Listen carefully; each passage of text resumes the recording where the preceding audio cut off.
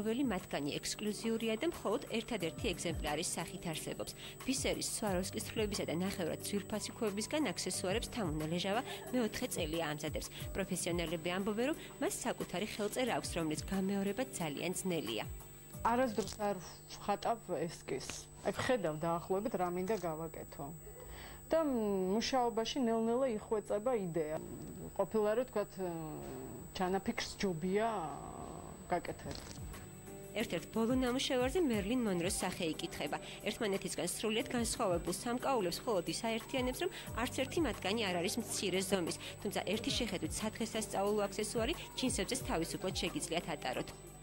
ყველა ტიპის ტანსაცმელზე შეიძლება კაცმა გაიგეთოს ჯინსებიდან და მაისურიდან კონკრეტულ სიტუაციაში, ხო? დაწყებული შავი საღამოს კაბით, თუ გინდათ ნებისმიერი. მის ნივთებს ბევრი ცნობილი ქალბატონი ატარებს. ნინო სუხიშვილმა თამუნა ლეჟავას შესახებ ჟურნალ ამარტადან შეიტყო. მას შემდეგ მისი მუდმივი მომხმარებელია.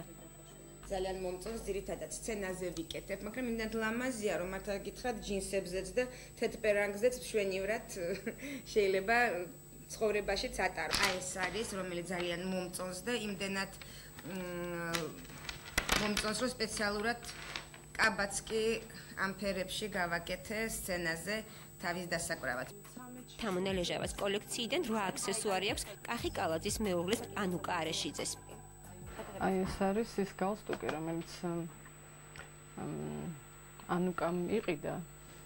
თავის დაბადების დღეზე ეკეთა მილანში და ძალიან დიდი მოწონება და დიდი ფურორი დაიმსახურა. და ამის მერე მეორე გამოფენაზე უკვე პრაქტიკულად ნახევარი ყველაზე დიდი ნივთები შეიძინა ანამ. ეს სამკაული კი დიზაინერის ინტერნეტ საიტის სახეა, რომლის გაყიდვაც ავტორს არ სურს, თუმცა ანუკას დაჟინებული თხოვნის შემდეგ თამუნამ მისი ასლი მაინც გააკეთა.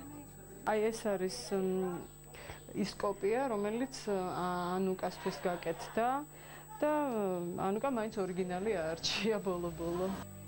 თამუნა ლეჟავას მუდმივად იწვევენ სხვადასხვა საიუველირო ფესტივალებზე. მისი სამკაულის ფასი 200 ლარიდან იწყება და 2000 ლარამდე აღწევს. ამ ექსკლუზიური ნიმუშების შეძენა თბილისელ ქალბატონებს 13 ივნისიდან შეუძლიათ. შარდენზე ბაია გალერეაში დიზაინერის 20 ახალი სამკაული გამოიფინება.